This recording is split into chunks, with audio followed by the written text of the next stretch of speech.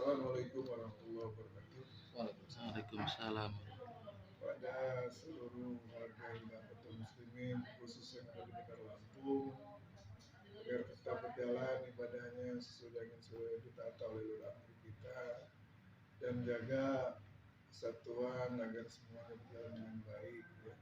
Tidak ada memunculkan sifat-sifat kekerasan, karena visi dan misi dari Hidayatul Muslimin ini adalah rahmatan lil alamin untuk seluruh manusia dan makhluk hidup yang ada di muka bumi. Mungkin itu penyampaian yang singkat kepada kita bersama, agar semua apa-apa yang sudah ditentukan oleh syariat diamalkan, ya, dengan ketaatan Allah Rasulullah. Alhamdulillah kami di sini keadaannya baik-baik, sehat walafiat dari batin, tidak ada masalah. Program ibadah tidak boleh kendor, artinya terus saja dengan tidak usah memikirkan kami di dalam. Kami di dalam ini dikasih istirahat oleh Allah. Mungkin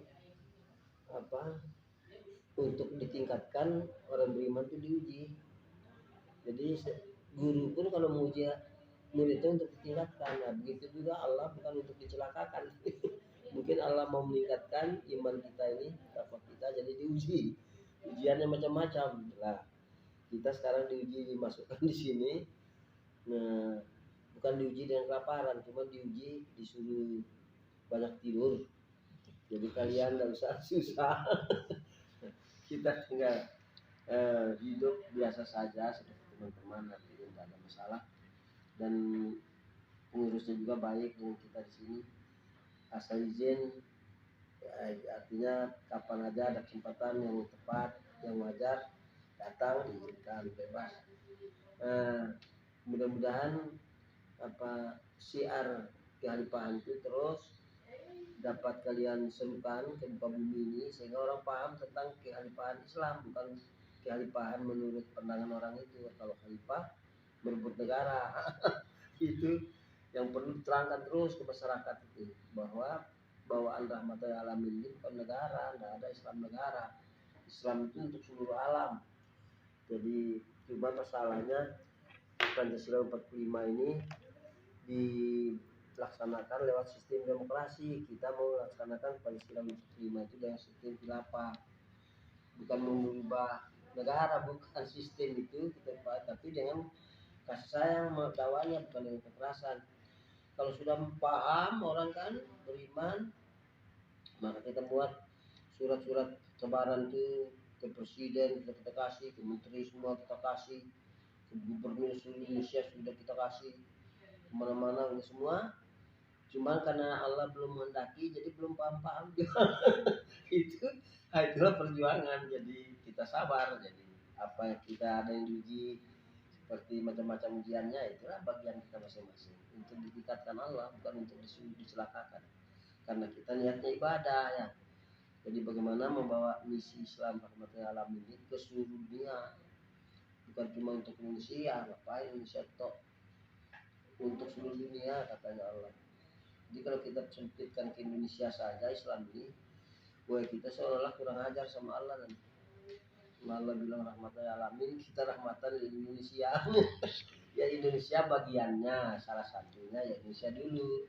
Waktu Indonesia di rumah kita, ya. Rumah lainnya juga tidak ditinggalkan. Nah, jadi misi ini yang belum dipahami karena masih banyak ulama yang tidak menyalahkan itu informasi ahli sejarah yang konyol itu. Negara Islam pertama adalah Madinah. Itu ulama sedunia itu tidak ada bantah. Akhirnya asal ada Islam yang bergerak, merebut negara. Nah, itu kesalahan paham dari zaman dulu. Itu kita pelopori sekarang begitu hilang khilafah hampir 100 tahun hilang khilafah. Wah, kita terpaksa atas nama Allah, ayo kita tunjukkan kekhalifahan yang sebenarnya menurut ajaran. Inilah kita pelopor dunia jadinya.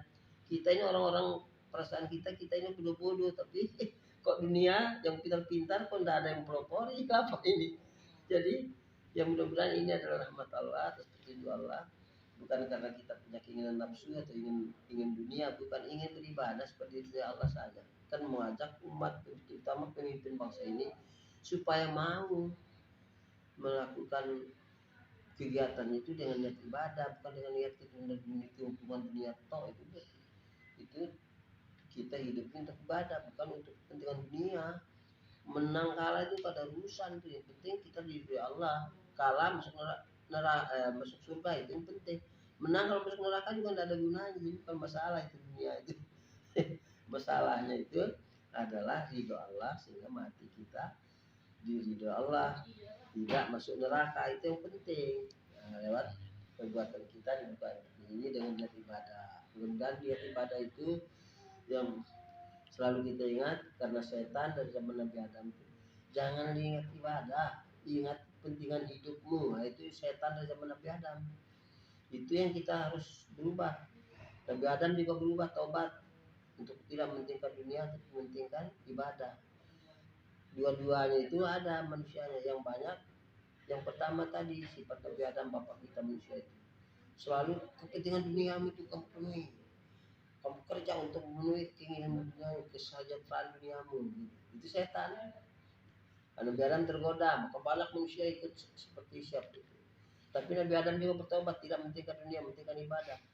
Nah, yang kedua ini sedikit, katanya Allah sedikit.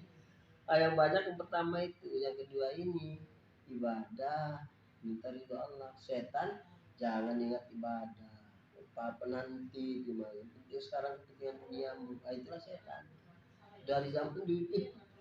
Nah, kalau kita tidak teliti, kita bahaya akan kena terjerumus ke situ. Nah, itu bahaya, sekali hidupnya mati tidak balik lagi. Kalau salah mau apa kita neraka itu sehari 1000 tahun panasnya itu belum bisa. Jangan main-main, sekali kita tidak ada eksperimennya. Maka hati-hati. Samina atonah pada Allah Rasul Amri itu mutlak, tidak bisa dirubah, tidak bisa diganggu. Nah, itu yang terus mudah-mudahan kita semua diberi kemampuan oleh Allah Rasul untuk melaksanakan perintah Rasulullah atas rahmat Allah, dan mudah-mudahan kita dimampukan lahir batin kita untuk senantiasa berniat ibadah dalam semua kegiatan. Sampai tidur kita niat ibadah, bangun kita, makan kita, bergaul kita, berjuang kita niat ibadah semua. Mudah-mudahan kita mampu ingat itu, sebab itulah yang paling setan itu. Jangan ingat itu setan.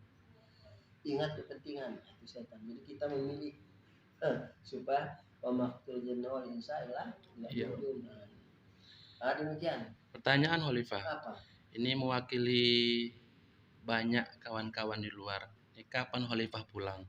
Kok pulang itu melewatin aturan di sini, tapi menurut ketentuan Allah juga. Pulang itu prosesnya nanti lewat aturan-aturan yang ada itu, ketentuannya nanti menurut keputusan Allah. Coba prosesnya lewat itu ilmiah, sesuai dengan aturan yang berjalan. Tidak sesuai pun nanti yang menentukan nasib itu Allah. Jadi pasrah saja sama Allah. Mungkin doanya dunia, doa saja bukan tujuan. Kita doa mudah-mudahan cepat pulangnya, besok lah, lusa, mudah-mudahan cepat lah.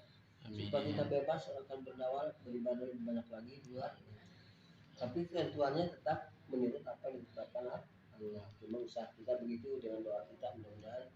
Ya dunia ini hanya doa. Tujuannya tidak boleh dunia, tujuannya ibadah untuk ridha Allah.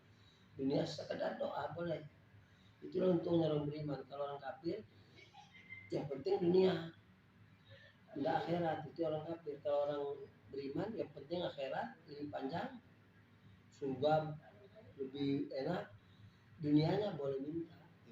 Jadi kita untung dunia, untung akhirat. Kalau orang kafir untung dunia aja, lebih akhirat. Bedanya itu. Nah, misalnya sabar saja, doa saja. Insya Allah doa orang beriman dikabulkan Allah untuk kepentingan orang-orang yang beriman. Amin. Mudah-mudahan Allah memampukan kita untuk bersabar dan terus berjuang di jalannya demi penyempurnaan ibadah kita masing-masing dan akan meningkatkan iman. Amin. Amin. Ya baik, alhamdulillah. Assalamualaikum warahmatullahi wabarakatuh. Waalaikumsalam warahmatullahi wabarakatuh.